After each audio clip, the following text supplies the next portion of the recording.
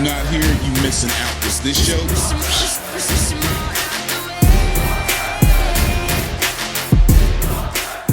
Welcome to the We Love Wrestling Spot. My name is Terry. I'm here with Danielle from the Pretty Hills. Today, we are with Mr. Jake St. Patrick. How are you doing today, sir? I'm doing pretty good. Thank you guys for having me. How you guys doing? I'm doing good, Danielle. I'm hanging in there. I'd like to thank you for coming on and giving us this time. The first question I always ask people before we get into it is, why do you love wrestling, or what started your love for wrestling? I would say I was maybe about 4 or 5 years old when I first could actually remember vividly what I was watching. But I know for a fact my granddad got me hooked on wrestling because he used to watch the old school stuff, Big Boss Man, Sergeant Slaughter, Junkyard Dog, Ricky Steamboat, all the old school cats. And then I guess that transferred over to my brothers and cousins. So we had a VHS, shows my age, a VHS cassette of the 1991 Royal Rumble. On the case, all the colorful characters: Legion of Doom, Hawk and Animal, had Ultimate Warrior, Mr. Perfect, Macho Man, Hulk Hogan, The Undertaker, Earthquake, Shawn Michaels, Marta Jannetty, The Demolition. Man, the cover already just got me intrigued. Look at all these cousins, all these dudes. So I watched the Royal Rumble, and then the first match on the card is the Rockers, Marta Jannetty and Shawn Michaels versus the Orient Express. And from that point on, I was hooked. Just seeing the stuff that they did in the ring, I'm like, yep, this is what I want to do. On top of that, I'm already jumping off beds anyway. I'm 5 years old. Man, let's talk about that Royal Rumble 91. The theme music they had on there with all the wrestlers talking and everything, they did the little promos. That was I believe that was one of the best Royal Rumble overall intros to me. Honestly, yeah, it was a pretty good one. It was a pretty good one. And he said all the colors on there. I remember that VHS tape because I went and got a Blockbuster, and I was like, hold this tape dear. All right. Yeah, man. So, since you remember that jumping and everything when you was 5 and everything, who's your favorite wrestlers growing up? In this particular order. Oh, okay. Shawn Michaels, Ric Flair, Bret Hart. In that order. Shawn Michaels, Ric Flair, and Bret Hart. It's not a bad list. It's not a bad list on myself. So now that you wrestle and everything, do you use anything from those three? Oh, absolutely. I use pretty much bits and pieces from every wrestler that I ever enjoyed growing up. I'm talking about from like I just said, from Shawn Michaels to Ric Flair to Bret Hart to Triple H to Randy Orton to Jeff Hardy to Rob Van Dam to Rey Mysterio. I even use stuff from Bray Wyatt or from a Roman Reigns or from a Seth Rollins or from a Dean Ambrose. I get bits and pieces from every single character that's ooh, I like that. I'm gonna try to use that. Okay. Danielle, I'm gonna let you ask a question. Then I'm gonna take him down on a trip. We're gonna go on a trip. So, with those top three, those are good top three. I agree as well. With those being your top wrestlers, who do you most model your style after? Shawn Michaels. And it's because, and you could even say in AJ Styles, modern day Shawn Michaels, who a lot of people have said if he emulates Shawn Michaels almost to a T. They are both all around guys. They can do anything that was asked of them at their prime, they can do.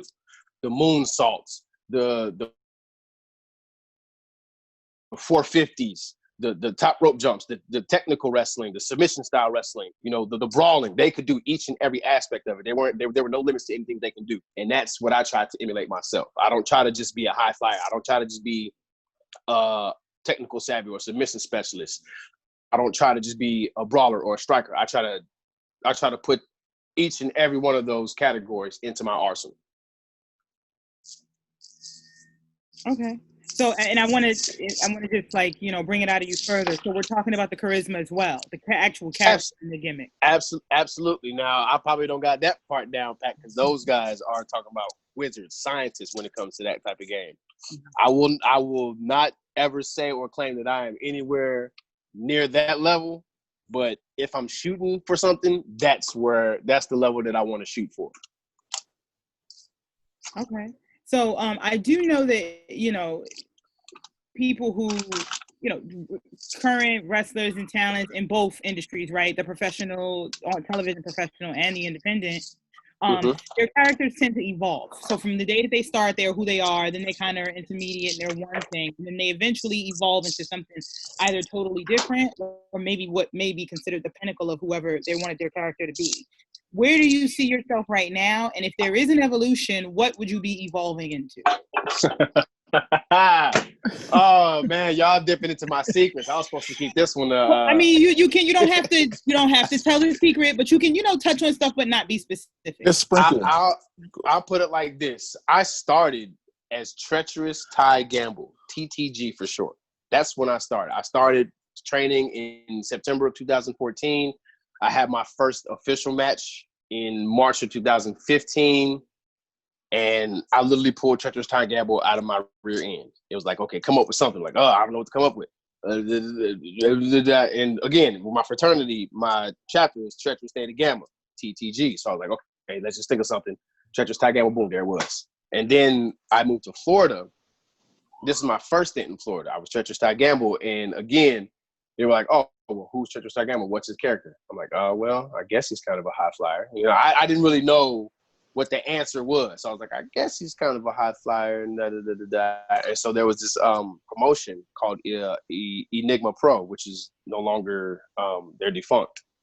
And they wanted my character to be from Dayton, Ohio, because that's where the first flight took off from. And I'm like, all right, let me go ahead and switch this up. Plus, people couldn't say treacherous to save their life anywhere. I got tenacious. Tumultuous. I just got man, it was so many T words, and I'm just like, oh, y'all can't say treacherous? All right, bet, cool. So when I left Florida and came back to Illinois, that's when I changed my name to Jake St. Patrick. And really all that is just my shoot name in reverse, at a saint. Oh, okay. I see it. Yeah, okay. We'll stay kayfabe for now, though. Okay. Yeah, so I knew nothing about the show Power. I didn't know his name was James St. Patrick, none of that. Oh, wow. Wow. So, but are you related to? I mean, I know you know that. No, for real, I'm not. No, I mean, life. I know that. We're keeping kayfabe. We keeping kayfabe. We keeping kayfabe. Oh, well, we keeping the kayfabe. Yeah, that's my cousin Jimmy. You know, his dad and my mom, the brother and sister. Too much Jimmy. Info. You know what's going on. We don't know what's going on with him. That's too much info, Jake. Jake. So. Then I gotta come in for a second if you don't fine, mind. I'm good. I think I got one more after you because you know my end off question. All right. I want to talk about growing up when you like in wrestling and everything, and going to wrestling in high school and in college and everything. I saw you was part of a Greek organization. Yes, Greek organization. Do your brothers in that fraternity with you? Are they in wrestling? Do they know about you? Support you with that? Oh, absolutely. So, funny story. Before I even joined the fraternity, to the chapter, Kappa Psi was not an active chapter on Eastern Illinois campus when I got there. Okay. I got there in the fall of 2006. In the spring of 2007 is when they had their resurrection line. 4 of the guys on that line I knew. One of them was because we were on the football team together. Another one was because he worked in the dining halls. And then the other 2, they lived right down the hall from me in our residence hall. So I knew 4 of those guys. I was like, oh, man, these guys are dope. And then the 2 guys who lived down the hall from me, they watched wrestling. So they were like, we already had something in common from then. So I didn't start wrestling until I graduated college. And then after that, they were like, oh, man, you doing that now? Let me know when the show is near me and I'm going to come through it. And there have been several times where literally the entire crowd has been my people. That's what's up, man. Because it's a stigma, out here that you don't see like fraternities or people like that, college people that's out here actually enjoying wrestling. But when I saw that on your profile and everything, I said that's real dope. I would like to dive into that. You'd be surprised. Titus O'Neil, he's Omega Psi Phi. Yep. Apollo Crews, he's Phi Beta Sigma. One of my boys, he's consistently on AEW Dark. Sean McBride, he's a Phi Beta Sigma as well. So it's a few of us out there. I don't know if it's any Kappas in the pro wrestling world, but it's some of us out there. Right. Then I'll let you do your last question. Then we'll ask him about when he comes to Indianapolis. Okay. So, just continuing in the vein of what's there to come. I know that Corona has kind of, forced people to switch up, or even pause or even reevaluate or revamp. So I'm not saying too much, right? What should we expect to see more, or see at all of Jake St. Patrick in the future? And this is Corona aside, right? Let's say the world opened up, everything went absolutely back to normal on Tuesday. What should we be dying to see from you coming up in the near future? Something different.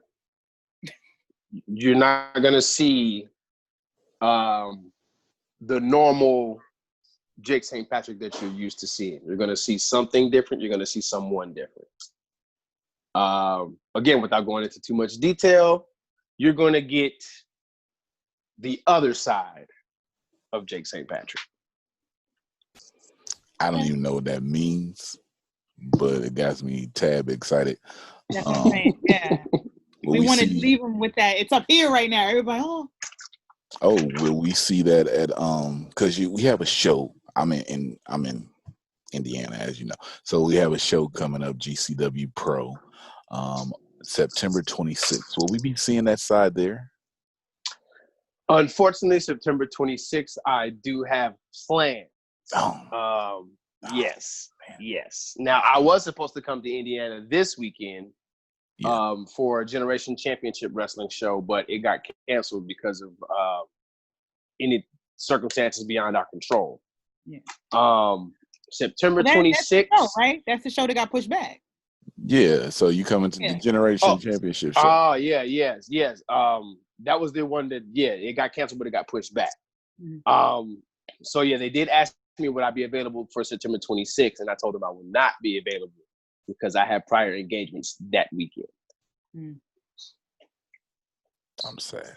Try them off. Do you have any other shows coming up? Actually, as of right now, my show schedule has been put on hold because of non-kayfabe reasons, personal reasons. Okay, I can feel that. So, Jake, I want to ask you, being a African-American wrestler, person of color, there's a world championship that's out here going around. So you say we're going to get a change. The Pan-African World Diaspora. Look, he knows all about it. Who's held by one of my favorites, Trish Adora. I love me some Trish. She is dope in that ring. Oh, my goodness. So the title was defended this past weekend that we're doing this on August 15th and everything. Secret location, secret hideout. Is that a title that interests you that you would ever like to challenge for? Absolutely. 100%. I would love to challenge for that title. I don't care who. I would hope Trish had you because little does anyone know, I had my first taste of intergender wrestling about 2 weekends ago with Sky Blue. First time I've ever been in the ring with a woman in a match. I saw that, yes. And let's just say I don't like putting my hands on women, but when it comes to getting that W, I got to do what I got to do. He posted some clips on his Instagram. You should check it out. While we're there, Danielle, were you had anything else to ask? No, that was it. I had my end off question. So, Jake, after her end off question, and that I call this now the put yourself over segment, to where you your social media, where people can contact you, where they can see you at if they want to get more about yourself. If you could give us that, sir. Absolutely. So Instagram is very popular. So my Instagram is all lowercase Jake. That's JAKE _ Saint, not the entire word, just ST period. Patrick, again, all lowercase. So that's Jake _ Saint Patrick. That's for Instagram. For Facebook, it's just a regular name, capitalize the J in Jake, Saint, ST period, Patrick. That's my Facebook. Twitter, that's Bangarang. That's BANGERANG, Jake. So at Bangarang Jake for Twitter. And I also have a YouTube channel as well. Again, Jake St. Patrick Wrestling. Check it out. I have about 80 matches on there, maybe more. I'm actually going into my old catalog to where I have my old camera from, so I can switch stuff from my old camera onto this one, so I can put some of my old stuff on that I have yet to be released. All right. I just followed him on Twitter. You know, I'm trying to get I more. followed this morning. He followed me back. Yes, I'm trying to get. I do follow back. I'm not one of those people who don't follow. I'm not one of those people who don't retweet. If you message me, I'm going to message you back. If you tweet something, I'm going to retweet it. If you comment, I'm going to comment back. I'm going to reply. I'm not one of those people who just see it and just, no, I'm not going to. No, I'm one of those people who reply back. So That's what it's all about. Because a lot of wrestlers, you know, you tweet them and everything. They won't say nothing. They won't like you. They'll like your post. Jake said he will reply back, and he does talk. And that's what we're looking for in wrestlers who will talk back and just open up and show their personality. Jake, before we go, is there any last thing you want to say to the people? be looking out for me. Again, some changes are coming real soon from Jake St. Patrick. Again, there's going to be a side of him that you've never seen before. And just be looking forward to it. I'm going to be doing a lot more traveling, definitely in more around the Midwest, the Indiana area. Hopefully I can get up to the Wisconsin area. I'm going to be traveling more to the Nashville, Tennessee area. I'm going to be more in the Georgia area. I'm going to be more in the Florida area as well. Okay. And remember what he said, he would like to challenge for that beautiful title. I definitely would. Oh, man. Look, I said we going to end the spot, but there may be more to come with the title, with Jake, with everybody else, with just everything. But watch out for him, a different side of Jake St. Patrick. I don't know what that means. You don't know what that means. He knows what that means, and you'll see it soon. So we're here with the spot. As I said, I'm Terry with just WeLoveWrestling.com. I'm with Danielle from the Pretty Heels. We thank Jake St. Patrick for coming through. And as I always say, if I love wrestling and you love wrestling, then we love wrestling. We love wrestling. It's too sweet for the culture.